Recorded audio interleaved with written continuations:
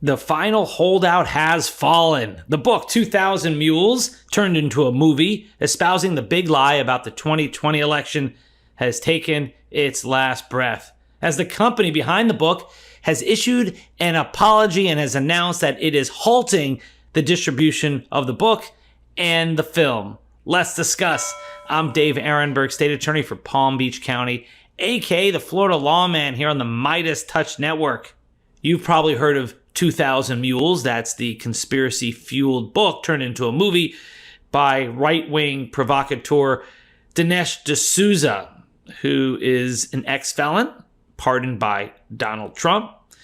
And whether it was to pay Trump back or whatnot, he wrote a book describing all this election fraud. And this is the book turned into a movie that was distributed widely. And if you talk to your conspiracy-fueled former friends, this is the one book they will turn to and say, well, yeah, all this other stuff, these other people may have changed their minds, but not Dinesh D'Souza. This book proves that there was illegal ballot harvesting, and with cell phone data that showed there was this huge conspiracy to drop illegal ballots off in all these drop boxes all over Georgia. This proves there was election fraud. And every time you try to show them the facts, they would say, but 2000 Mules. Well, 2000 Mules is no more. Thoughts and prayers. It even went up to Bill Barr, Attorney General Bill Barr, who was a Trump sycophant and then couldn't go along with the election lies. He was asked during the January 6th Select Committee depositions, he was asked about 2000 Mules, and here's what he had to say about it. The election was not stolen by fraud. And I haven't seen anything since the election that changes my mind on that, including the 2000 Mules movie. Familiar with 2000. Well, maybe you can assess that 2000 Mules, and people are talking about that. Well, I mean, just in a nutshell, I just think the GBI was unimpressed with it. And I was similarly unimpressed with it because I think I was holding my fire on that to see what the photographic evidence was, because I thought, well, hell, if they have a lot of photographs of the same person dumping a lot of ballots in different boxes, that's hard to explain. So I wanted to see what the photographic evidence was. But the cell phone data is singularly unimpressive. I mean, basically, if you take 2 million cell phones and figure out where they are physically in a big city like Atlanta or wherever, just by definition, you're going to find many hundreds of them have passed by and spent time in the vicinity of these boxes. And the premise that if you go by a box, 5 boxes or whatever it was, that's a mule is just indefensible. It by definition, you're going to have hundreds of this. Well, one of those Georgia voters who the book and movie said was illegally dropping off multiple ballots sued the company behind 2000 Mules and has now won. And this is just his latest victory. But now the victory is complete.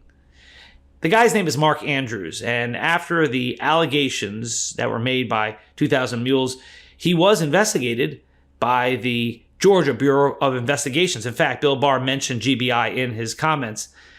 Well, according to NPR, the Georgia Bureau of Investigation cleared Andrews of wrongdoing and found he was legally dropping off ballots for members of his family. Andrews filed a defamation lawsuit against Salem. That's the distributor of the movie. That's the company behind it. It's a conservative company that now wants no part of Dinesh D'Souza or the book, as well as the team behind the movie, right-wing commentator Dinesh D'Souza and the group True the Vote. According to a court filing in a related case, Salem settled the lawsuit brought by Andrews for an undisclosed significant amount. In the statement on its website, Salem wrote, "It was never our intent that the publication of the 2000 Mules film and book would harm Mr. Andrews. We apologize for the hurt the inclusion of Mr. Andrews' image in the movie, book, and promotional materials have caused Mr. Andrews and his family." Yeah, they're not remorseful about doing it. They're remorseful about getting caught and getting sued. Salem said that it relied on representations made to us by Dinesh D'Souza and True the Vote. Okay. Well, Dinesh D'Souza is an ex-felon, so you're relying on his representations, plus he's extraordinarily partisan. Yeah, so he's not exactly a truth teller. And True the Vote, well, I did a previous video for MeidasTouch about True the Vote, where True the Vote is this group in Georgia that was going to prove that election fraud existed. What they did was they had made all these accusations, and then finally Brad Raffensperger, the Secretary of State, Republican, he said, put up or shut up, man. You know, you guys are spreading all these lies. And Brad Raffensperger went to court to force True the Vote to come up with its names, its information, because they said they had names. They had actual sworn statements from people who could show that there was fraud. And guess what happened? Yeah.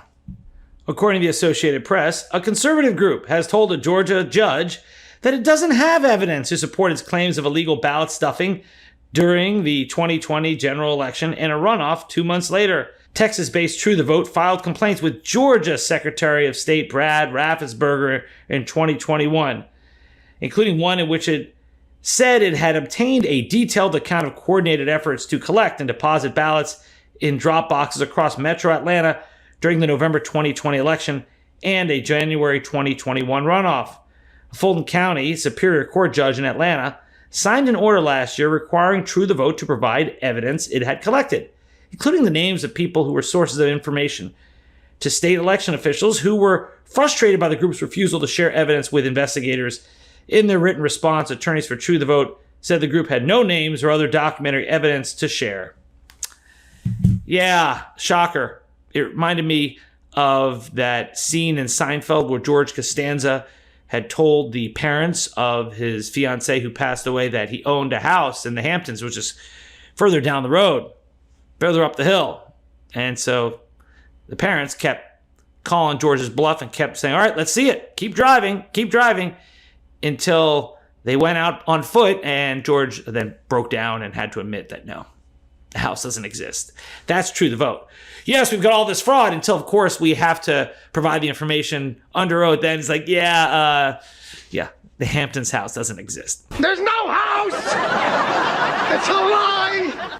So that's why it's no surprise that, there's no honor amongst thieves, and these guys are all pointing the fingers at each other. True the Vote, Dinesh D'Souza, the Salem Company. And in fact, this was not the first rift among the makers and distributor of 2000 Mules. When D'Souza published the book version of the film and made allegations of illegal ballot trafficking against specific nonprofit groups, True the Vote issued a statement saying that the group had no participation in the book and has no knowledge of its contents. True the Vote added, this includes any allegations of activities of any specific organizations made in the book. We made no such allegations. That version of the book was abruptly recalled after already reaching store shelves and replaced with a version that omitted multiple significant allegations.